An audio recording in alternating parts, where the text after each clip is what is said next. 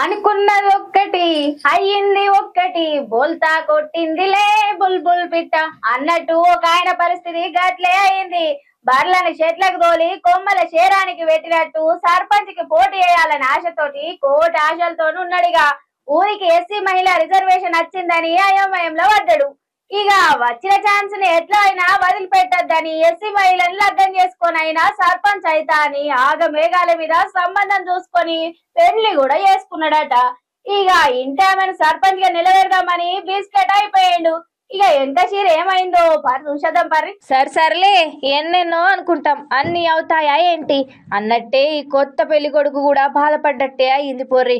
పాపం ఆయనకు సర్పంచ్ అయ్యే ఛాన్స్ రాలేదని భార్యను నిలబెట్టి సర్పంచ్ గిరి చేద్దామనుకున్నాడట. అప్పటికప్పుడు లెంకులాడి ఓ సంబంధం చూసి లగ్గం కూడా చేసుకున్నాడట. ఇక ఓటర్ కార్డుకు దరఖాస్తు పెట్టి భార్యను సర్పంచ్ గా పోటీ చేయిద్దాం అనుకున్నాడు. కానీ అప్పటికే సర్పంచ్ నోటిఫికేషన్ వచ్చే వరకు ఓటర్ కార్డు దరఖాస్తుకు ఛాన్స్ లేకుండా పోయింది. పాపం సర్పంచ్ ఆశలన్నీ ఆవిరైపోయినాయి పోర్రి. ఇక కరీంనగర్ జిల్లా గంగాధరం మండలం నాగిరెడ్డి పూర్లకాడుండే శంకరన్న గీ తీర్ల బాధపడ్డాడు.